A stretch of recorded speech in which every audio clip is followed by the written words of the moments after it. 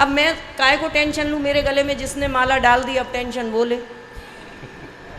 अपन tension क्यों ले, tension लेते ही नहीं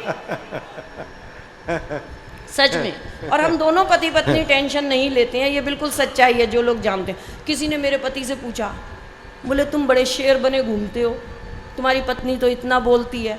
तो मेरे पति सरदार जी बोले आहो मैं तो शेर हाँ। तो बोले तुम्हारी पत्नी तो इतनी तेज़ है, इतना बोलती है। बोले फिर भी मैं शेर हाँ। बोले घर में भी शेर रहता है। बोले आहो बस घर पे दुर्गा माँ सवार रहती है। तो मस्ती में रहना चाहिए, जितना हम मस्ती में, जितना हम खुल के रहेंगे। तो 4 पंक्तियाँ आपको सौंपती हूँ जो मेरा जीवन है कि किसी को चाह लो तो चाहत हो जाती है, किसी को चाह लो तो चाहत हो जाती है, अपना बना लो तो आदत हो जाती है। किसी को चाह लो तो चाहत हो जाती है, अपना बना लो तो आदत हो जाती है। मैंने जान लिया दिल में रहता है खुदा, लोगों को हंसा लो इबादत हो जाती है। समय एक कविता सुनो कि नहीं? अभी काफ़ी सारी बातें हुई, 4 पंक्तियां सुनाती हूँ। कहीं मंजू जी ने भी माँ की बात कही थी, तो आज का जो व्यस्त जीवन है, 4 पंक्तियां ही 1-2 सुनाकर मैं अपना स्थान लूँगी। और कि माँ के ऊपर जो आजकल हम लोग क्या करते हैं कि बहुत व्यस्त हो जाते हैं। तो क्या है कि बचपन हमारा कैसा होता है और बड़े होके हम कैसे। सुना दूं? Teddy bear? हाँ। 4 पंक्तियां माँ पर सुनकर मैं कविता का इजाज़त मिल गई मुझे कि बहाने बहाने से एक कौर खिलाती थी माँ, बहाने बहाने से एक कौर खिलाती थी माँ, मुझे कुछ हो जाए तो सारा घर हिलाती थी माँ। आज उससे मिलने के लिए समय नहीं है पास मेरे, जो कभी लोरियों में चांद से मुझको मिलाती थी माँ। और हम जब किसी को तोहफ़ा देते हैं तो उसके कुछ भी नाम रख लिए जाते हैं। एक हमारे देश का त्यौहार नहीं है, विदेशी त्यौहार है, पर उसे हम सब मनाने लग गए हैं। और वो त्यौहार है वैलेंटाइन डे। लेकिन वो अकेला नहीं आता, उसके साथ 7 दिन लगे होते हैं फरवरी में। तो वहाँ क्या होता है कि मेरे बच्चे एक दिन सो कर के उठे और सुबह आ गए, गले में हाथ डाल लिया, मम्मी पैसे दे दो। मैंने कहा क्यों? बोले आज चॉकलेट डे है। मैंने कहा फिर? बोले सबको आज चॉकलेट बांटेंगे, दोस्तों को, चाची को, चाचा को, आपको, दादी को।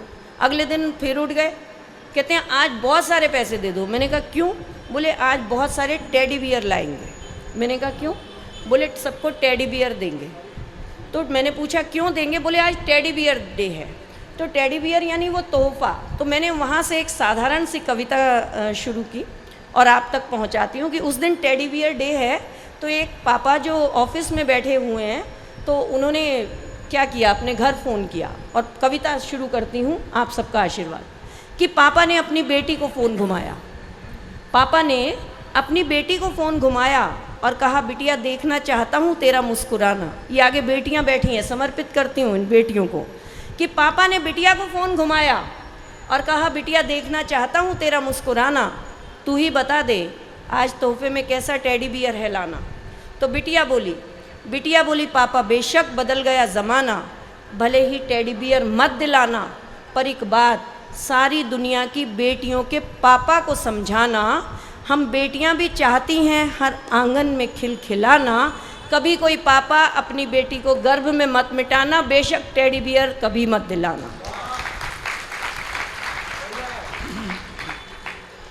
अब पापा ने अपने बेटे को फ़ोन घुमाया, पापा ने अपने बेटे को फ़ोन घुमाया और कहा चाहता हूँ तेरा अच्छा पापा बन जाना, तू ही बता दे तोहफे में कैसा टेडी बियर है लाना।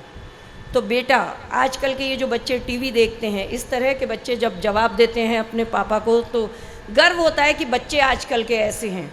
बेटा बोला पापा बेशक बदल गया ज़माना, भले ही टेडी बियर मत दिलाना, पर जिस सीट पर बैठे हो, जिस ओहदे पर बैठे हो, उसे ईमानदारी से निभाना। भ्रष्टाचार का भले हो ज़माना, पर तुम भ्रष्टाचारियों में अपना नाम मत लिखाना। बेशक महंगा खिलौना हमें कभी मत दिलाना। सलाम करती हूँ ऐसे बच्चों को कि जो अपने माता पिता को कहते हैं कि हमें ईमानदारी की चीज़ें चाहिए। और यहाँ माताएं बहनें सब मेरी सखियाँ बैठी हैं, अपने घर की बुज़ुर्गों को याद करिएगा कि माँ हमारी कैसी होती है और माँ क्या चाहती है, या बुआ चाची ताई दादी, उन सबको याद करिएगा। एक माँ का चेहरा अपनी आँखों के सामने लाइए और अंतिम पंक्तियाँ सुनिएगा और मुझे विदा दीजिएगा कि अब पापा ने अपनी माँ को फ़ोन घुमाया। अब यहाँ मेरे बुज़ुर्ग सब बैठे हैं, आप सबके चरणों में रखती हूँ कि पापा ने अपनी माँ को फ़ोन घुमाया और कहा, बाबा से पूछ कर बतलाना आज तोहफे में कैसा टेडी बियर है लाना।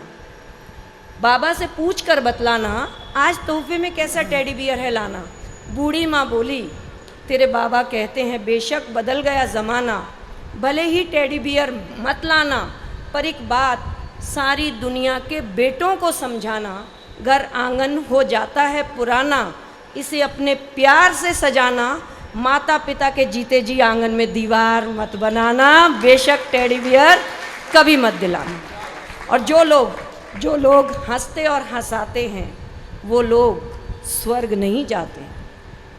जो लोग हंसते और हंसाते हैं वो लोग स्वर्ग नहीं जाते हैं, क्योंकि वो लोग तो जहाँ जाकर बसते हैं उसी जगह को स्वर्ग बनाते हैं। अपन तो सरदार हैं, हमने तो लिखते समय टेंशन नहीं ली। और आप सब इस बात के गवाह हो कि हम तो 10 साल तक देश की गद्दी पर भी चुपचाप बैठे रहे, हमने टेंशन नहीं ली। सारे देश ने टेंशन ली, हम बोलें, पर हमने टेंशन नहीं ली। और टेंशन लेने की चीज़ ही नहीं है। लेना ही है तो बंगला लो, फ्लैट लो, गाड़ी लो, और ये भी नहीं ले सकते तो बैंक से अच्छा खासा लोन लो और निकल लो। तो टेंशन नहीं लेनी चाहिए। और बिल्कुल मुझे हंसते चेहरे बहुत अच्छे लगते हैं, लेकिन जैन समाज में आई हूँ तो 4 पंक्तियाँ रखती हूँ। जैन समाज में आई हूँ, 4 पंक्तियाँ रखती हूँ। जी स्वागत। कि आज के इस दौर में बच्चों को भला डांटता अब कौन है। आज के इस दौर में बच्चों को भला डांटता अब कौन है। आज के इस दौर में गाय बैलों को प्यार से भला हाँकता अब कौन है। ये दौर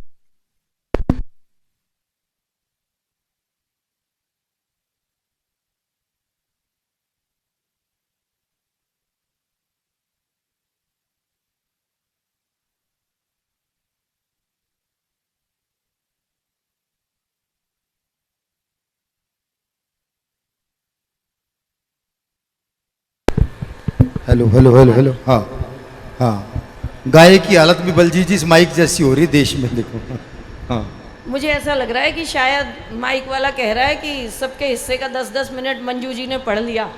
नमस्ते।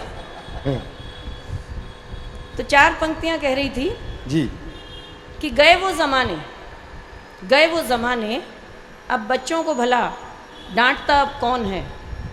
गए वो ज़माने गाय बैलों को प्यार से अब हाँकता भला कौन है। आज के इस दौर में धोखाधड़ी, आज के इस दौर में धोखाधड़ी है चारों तरफ। गए वो ज़माने जैन धर्म के सिवा माफ़ी अब मांगता कौन। वाह वाह वाह वाह वाह वाह वाह वाह वाह, क्या बात है।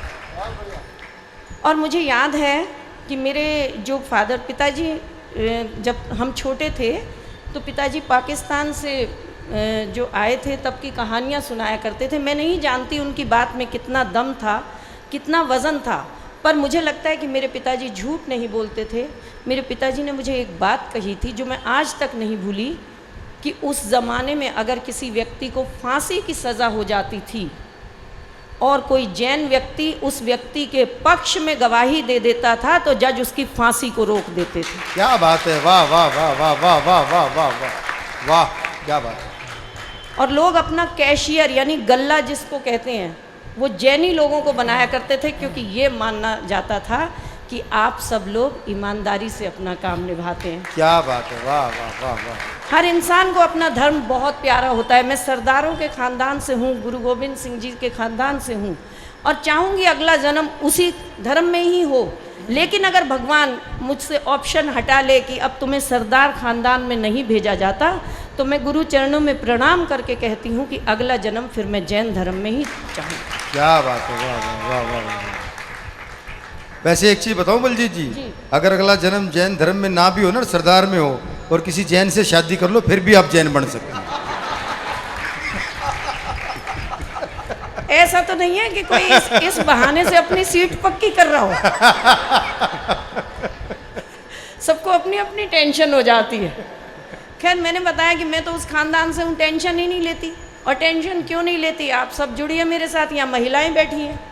अब आप सच बताइए, क्या महिलाओं को पति कुछ कह दे महिलाएं सुन सकती हैं? अपन नहीं सुन सकते।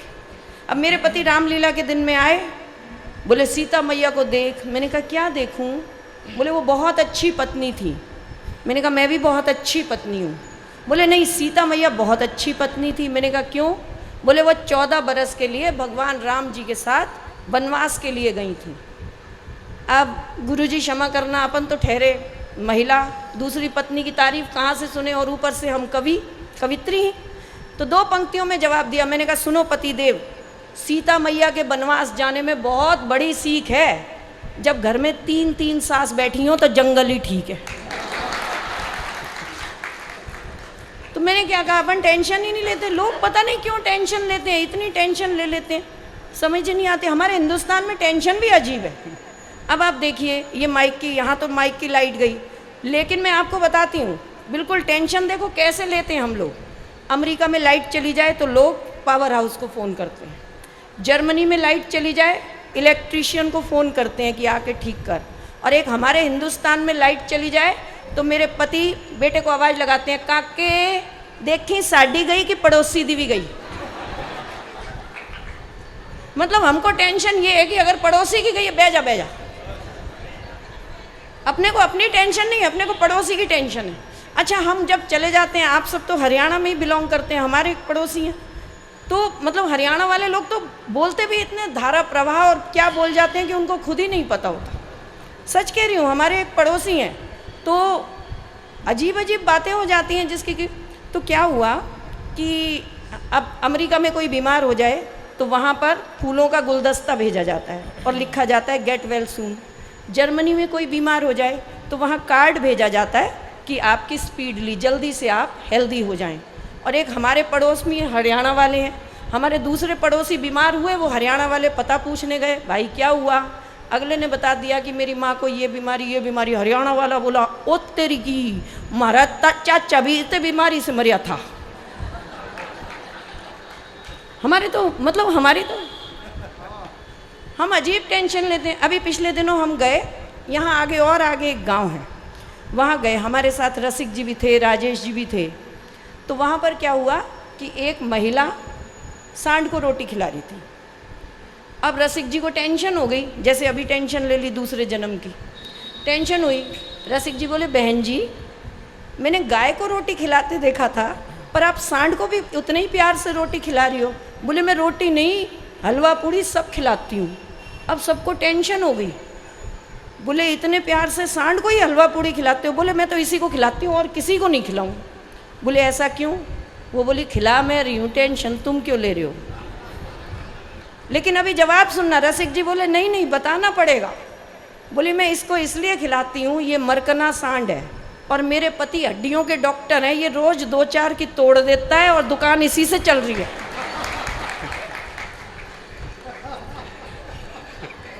तो आप टेंशन लो ही मत, मजे से रहो।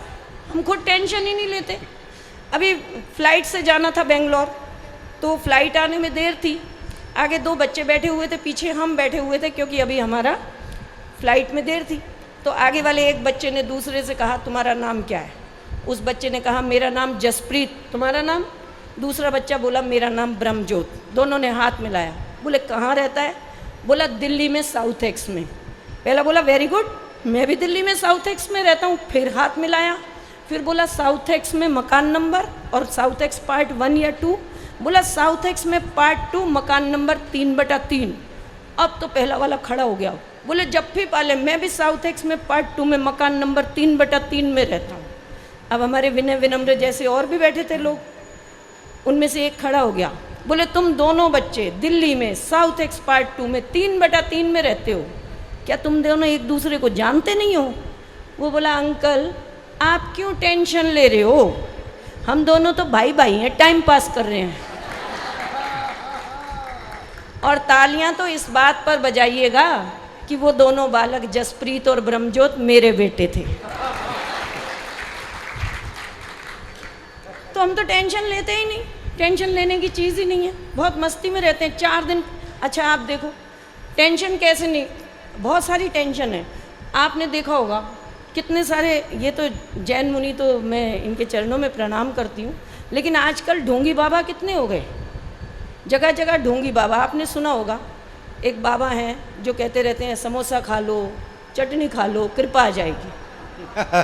खैर आप लोग तो कोई कभी जाओगे ही नहीं, जिनकी कृपा यहाँ से आती हो वो कभी वहाँ नहीं जाते। तो ऐसे ही एक हमारे पड़ोसी हैं, तो वो ऐसे बाबा के पास चले गए, निर्मल बाबा के पास, और हरियाणा के ही रहने वाले थे। जा कर के बोले बाबा 20 साल हो गए, हमारी दुकान बंद होने पे आ गई, बीवी कहना नहीं मानती, बच्चे बिगड़ गए, क्या करूं? और बाबा ने आंख बंद की, 30 सेकंड में ही खोल ली। बोले तूने कभी अपनी पत्नी के खाने की तारीफ की?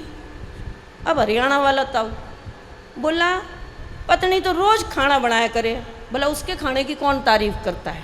बाबा बोले कृपा वहीं रुकी हुई है। अब पड़ोसी दौड़े दौड़े घर आ गए।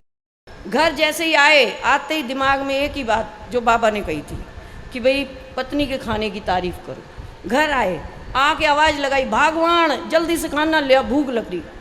अब पत्नी मेथी के पराठे लेके आ गया, मेथी के पराठे लेके आ गई, एक निवाला मुंह में डाला, बाबा की बात याद आ गई। बोले आहा इतने स्वाद पराठे बने हैं, जी कर रहा बनाने वाली का हाथ चूम लूं। पत्नी ने कमर पे हाथ रख लिया। बोले फिर बोलियो। बोले इतने स्वाद पराठे बने हैं, जी कर रहा बनाने वाली का हाथ चूम लूं। पत्नी अंदर गई, बेलन ठा के लाई, 2 धर दिए। बोली तन्ने 20 साल ते मैं खवा रही हूँ, तन्ने स्वाद नहीं आया, आज बलजीत पराठे देगी, तन्ने स्वाद आ लिया।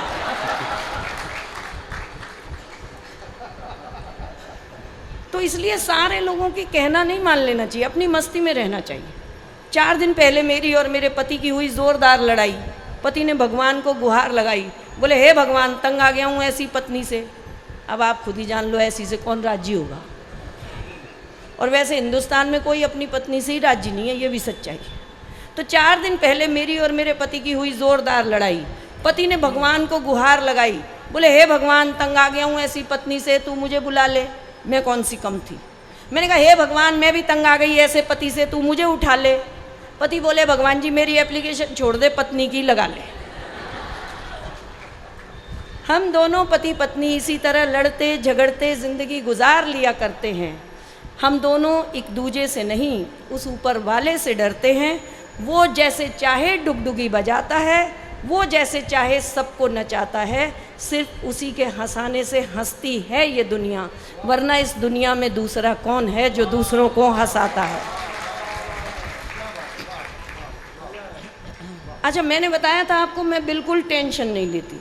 ये मोदी जी ने अभी बहुत सारे काम कर दिए, लोग कविताएं लिख रहे हैं, इतनी बड़ी बड़ी लिखते हैं, ठीक बात है, बढ़िया काम किया है, बढ़िया बात है, धारा हटा दी। लेकिन एक ऐसा भी टाइम आया था कि ये 56 इंची सीने ने पूरे देश को टेंशन दे दी थी। रात के 8 बजे जब आ गए थे कि ये 500 और 1000 के नोट बंद, सारा देश टेंशन में आ गया था ना। अगले दिन ही मेरे पति रोज़ 8 बजे टीवी लगा के बैठ जाते हैं। मैंने कहा क्या हुआ? बोले ये मोदी जी है ना कुछ भी कर सकते हैं। मैंने कहा कुछ भी से मतलब? बोले ये कुछ भी कर सकते हैं, मेरे को इंतज़ार है। मैंने कहा आपको किस बात का इंतज़ार है? बोले मैं तो उस दिन का इंतज़ार कर रहा हूँ कि जब मोदी जी टीवी पर आएँ और कहें मेरे प्यारे देशवासियों, ये जो आप सबके पास आपकी धर्मपत्नी है ये 30 सितंबर तक ही मान्य रहेगी। देखो आप सब ने ताली बजाई, पर मैंने टेंशन बिल्कुल नहीं ली। कारण जो पति 500 रुपये का नोट बदलवाने बैंक की लाइन में नहीं लगा, वो 55 किलो की पत्नी बदलवाने काहे को जाए। और एक और बात, अपने हिंदुस्तान में गुरुजी ये सच्चाई भी आप जानते हो, हमारे हिंदुस्तान में अगर पत्नी बदलने की नौबत आ गई तो बैंक तक जाने की नौबत नहीं आएगी, अड़ोस पड़ोस में ही बदल ली जाएंगी। ये सच्चाई है। तो इसलिए टेंशन लेनी ही नहीं चाहिए, मस्ती में रहो। और मैं तो 4 पंक्तियाँ जो मेरा जीवन है बिल्कुल मैं आप सबको सौंपती हूँ। और आप देखो ये जो बच्चे हैं ये इतने बढ़िया बढ़िया हंस रहे हैं। अब मैं हूँ एक स्कूल की प्रिंसिपल, एक छोटा सा बच्चा मुझे पिछले दिनों एक प्रोग्राम से पहले मिल गया, उसकी मम्मी मेरे पास ले आई उसे पकड़ के कि ये मैडम है, ये भी प्रिंसिपल है। अब बच्चा मम्मी के पीछे पीछे, भैया टीचर से तो बच्चा, और हम भी ऐसे कि गलती से हमारे मुंह से भी निकल गया, बेटा पढ़ते हो? मम्मी बोली हाँ बेटा इंग्लिश स्कूल में पढ़ता है, इंग्लिश मीडियम स्कूल में, आप कुछ पूछो। तो मैंने कहा बेटा तुम्हारा नाम क्या है? अगले ने नाम बता दिया, मेरा नाम मोहन है। मैंने कहा स्पेलिंग बता दो, उसने स्पेलिंग बता दिए। मैंने कहा छुट्टियों में घूमने जाएगा? बोला हाँ। मैंने कहा कहाँ? बोला त्रिवेंद्रम। मैंने कहा स्पेलिंग बता दे। कहता है नहीं मैं तो आगरा ही घूमने जाऊँगा।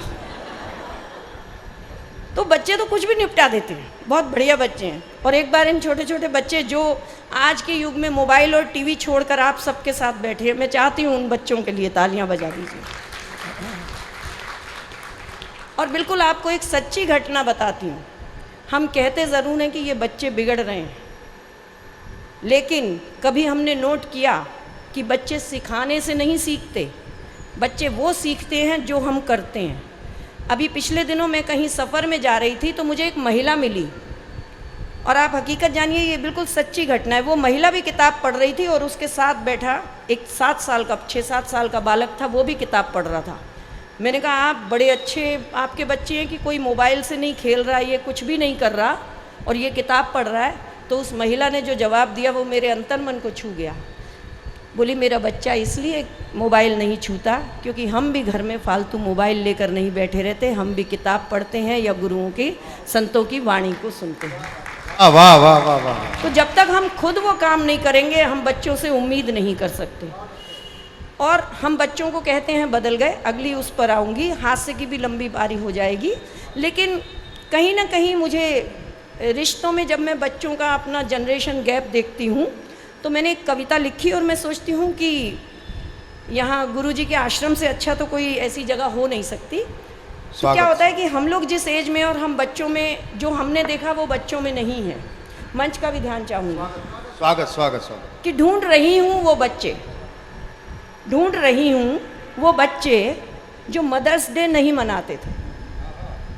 ढूंढ रही हूँ वो बच्चे जो मदर्स डे नहीं मनाते थे। आजकल आपने देखा होगा ना बड़े मदर्स डे फादर्स डे आ गए हैं, हमारे ज़माने में नहीं होता था। ढूंढ रही हूँ वो बच्चे जो मदर्स डे नहीं मनाते थे पर माँ की एक आवाज़ सुनते ही हाँ माँ कहकर दौड़े चले आते थे।